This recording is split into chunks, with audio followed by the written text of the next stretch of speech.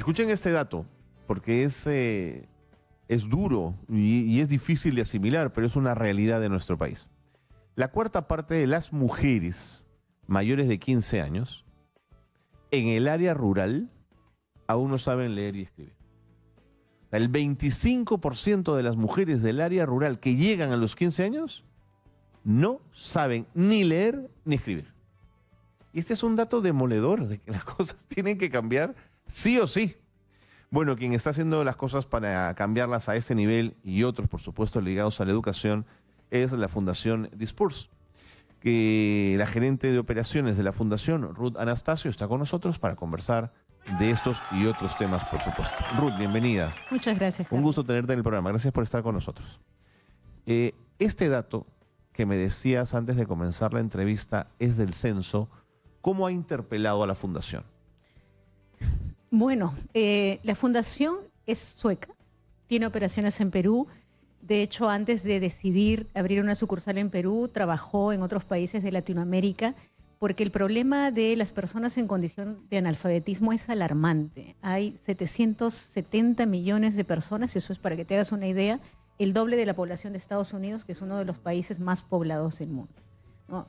El rostro del analfabetismo es como... mujer. Es mujer rural en todos los países y como en nuestra realidad, lamentablemente, como dices, alarmante.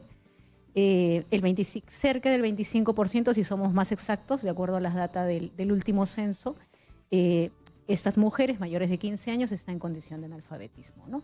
Con todo, obviamente, lo que implica, porque muchas de ellas son madres de familia. Claro, hacia ahí va mi siguiente pregunta. ¿Qué significa ser analfabeto a los 15 años? No saber leer ni escribir. ¿Qué te condiciona, Ruth?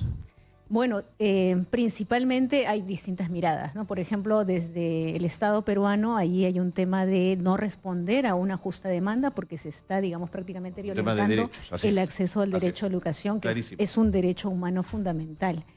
Para una mujer joven, el no tener educación, como nos lo dicen, es no tener voz, por ejemplo. Es una mujer que realiza sus actividades, tiene hijos, de hecho, tiene incluso muchos saberes, producto de su trayectoria de vida y todos los aprendizajes que tiene una mujer adulta, porque por el hecho de que no haya ido al colegio no es que no sepa absolutamente nada, al contrario, tienen muchos saberes, pero sí le limita su independencia y su autonomía en un mundo alfabetizado. Nosotros vivimos en un contexto alfabetizado, todo tiene letras, indicaciones. Todo. Por ejemplo, para estas mujeres son una limitación para, por ejemplo, trasladarse a otras comunidades, trasladarse a cabeceras de distrito. Por ejemplo, no pueden hacer un seguimiento a la salud preventiva de sus hijos. ¿Cómo leer la tarjeta de vacunación? Total. ¿Cómo leer una receta cuando sus niños se enferman? Ya ni te digo inclusión financiera, por ejemplo. Por favor, ¿no? Es toda una serie de limitaciones que además, como sabemos, la mujer juega un importante rol en el desarrollo familiar, ¿no? Hay en muchos estudios, por ejemplo, que la mujer se hace cargo de decisiones tan importantes como el manejo de la economía en el Sin hogar, duda. ¿no? Entonces, si no tiene, digamos, estas habilidades, las gestiona de una forma, digamos, funcional, pero no adecuadamente eficiente. Lo que, por ejemplo, ignoramos es que muchas mujeres comerciantes, que nos ha pasado, y para mí fue un choque brutal, porque a veces el problema del analfabetismo es totalmente invisible.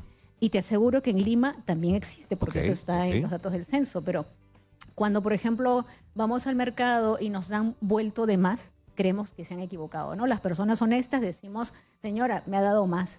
Pero no nos ponemos a pensar cuál es la razón detrás de esto. Y es que precisamente hay una carencia de esta formación. Buen punto. No, es que la hay. Porque incluso, por ejemplo, en Calca, en una provincia de Cusco, hemos trabajado prácticamente con todas las comerciantes en un mercado. Y lo que necesita esta población realmente es una demanda educativa que se adecúe a su contexto. Porque no son personas que no quieren educarse. Son personas al contrario, que necesitan la educación, o sea, que necesitan esa voz, que necesitan esa autonomía, porque saben que tiene impacto, por ejemplo, para sus hijos. ¿Quién no quiere lo mejor para sus hijos? Por ejemplo, lo que ha pasado ahora con la pandemia. Bueno, yo tengo un pequeño de 8 años y para mí no fue, digamos, mayor problema, salvo el poder acomodarme para ayudarlo con sus clases escolares. Pero ¿qué pasa con todas estas mujeres? O sea, es cerca del 25% de las mujeres rurales en el Perú que tuvieron que asumir la educación de sus hijos. Si no saben leer y escribir, ¿cómo lo hacen? Entendiendo el diagnóstico que has planteado, digamos, el marco en el que debemos movernos, ¿qué esfuerzos está haciendo la Fundación para poder acotar de alguna manera esta situación? Lo que intentamos hacer es mirar el contexto peruano y también de otros países del mundo de una forma diferente. La educación de los adultos requiere una mirada hacia las personas adultas, entendiendo que son personas que tienen, por un lado, trayectorias de vida, pero también una dinámica familiar que no les permite asistir a programas educativos, por ejemplo, escolarizados. Entonces, entendiendo esta realidad, uno de los grandes aliados es el uso de la tecnología. En la Fundación Dispurs hemos desarrollado un aplicativo Focus que permite el desarrollo de la alfabetización básica, funcional, digital y crítica, que tiene resultados, ¿no?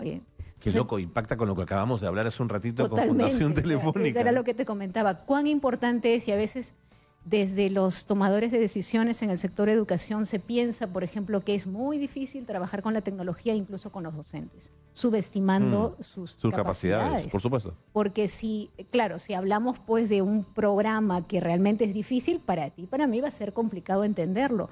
Pero si hacemos que esa solución sea sencilla, sea amigable, como tratamos desde la Fundación Dispurs, incluso contextualizada, ¿no? Las participantes se ven a su profesora, que es María, por ejemplo, en el aplicativo Focus, que es como ella. Es una persona que te está acompañando en el proceso educativo, pero que tiene problemas cotidianos o desafíos cotidianos en su vida diaria como los tiene ella, que está en un ámbito como muy similar al que ella conoce en su comunidad, por ejemplo. Entonces, si hacemos esos esfuerzos de contextualizar la oferta formativa, de entender que son personas que sí quieren educarse, pero que necesitan otra forma de educarse, usando la tecnología se puede llegar a conseguirlo, ¿no? Por ejemplo, estas personas se hacen, deberías ver las experiencias, me encantaría que las personas puedan ver cómo trabajan esas personas, por ejemplo, cuando tienen horarios muertos en sus comercios. Se llevan la tablet, de pronto no tienen en ese momento clientes. Lo he visto en cuaderno, no en tablet. Y se ponen ahí a hacer sus ejercicios, sí, claro. Por supuesto. O, por ejemplo, en las áreas más rurales donde se pastorea, lo más importante, cargan su tablet y se van pues a sus estancias y cuando tienen sus tiempos trabajan o lo hacen en la madrugada o lo hacen en la noche. Esa es la educación que se necesita. Pero tienes un error, tienes un acierto, quiero decir. Tienes razón cuando dices que hay que tener cuidado en la infantilización de estas mujeres por el hecho que no saben leer y escribir, Ruth. Así es. Y además la educación tiene que ser funcional para ellas, ¿no? Por ejemplo, ¿qué les interesa a una mujer, a una familia en una comunidad?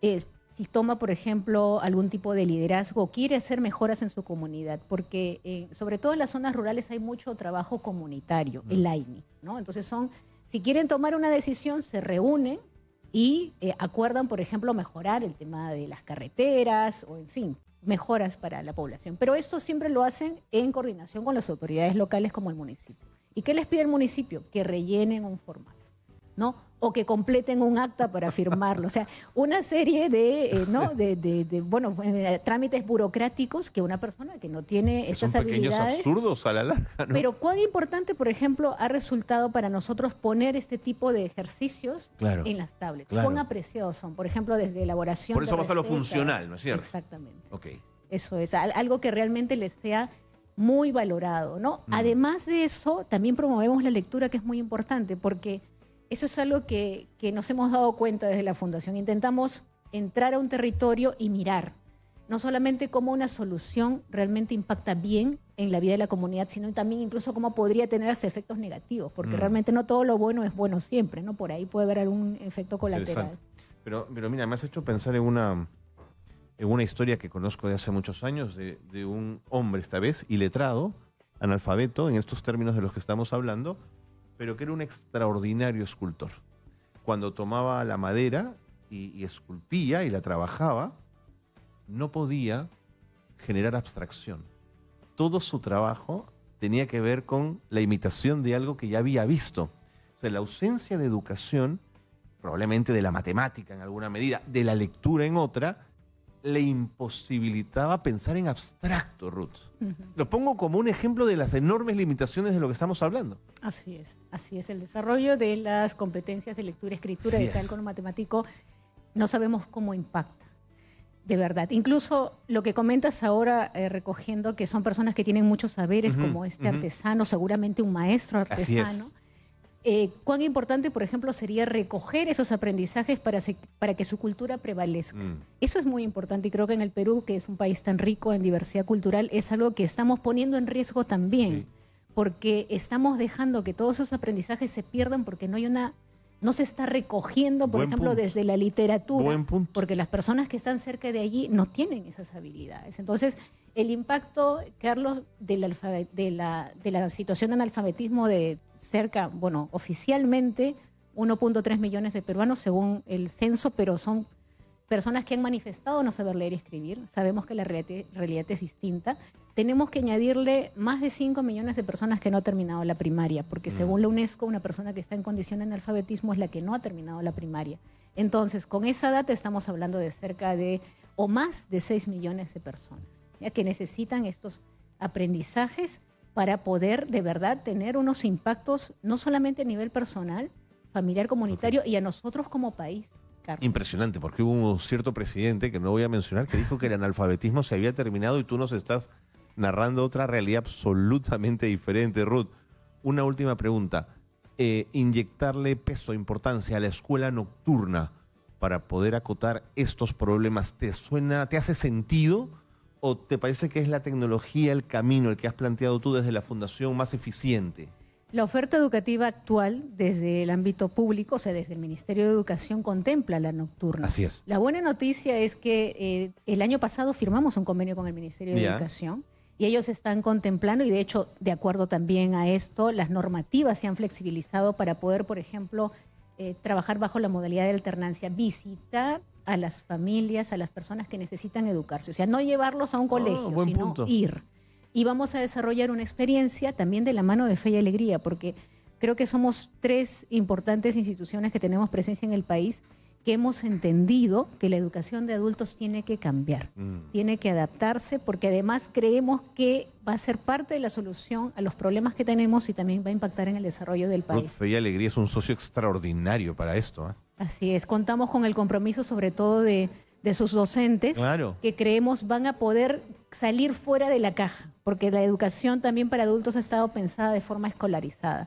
La realidad no es así. La realidad implica cambiar totalmente, utilizar la tecnología, ir a las comunidades, entender el contexto, en fin, aprovechar muchos recursos que tienen las personas. Hay que repensar la educación en todos sus términos, Ruth, sin duda, pero el tiempo me ha ganado.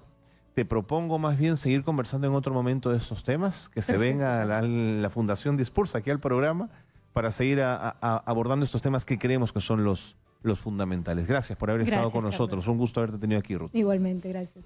Ruth Anastasio ha estado con nosotros. Ella es gerente de operaciones de la Fundación Dispulsa y más claro, imposible. Vamos a invitarla más a menudo a Ruth para que se venga a contarnos más de estos detalles que son tan importantes. Son las 12:46. Pausa y volvemos.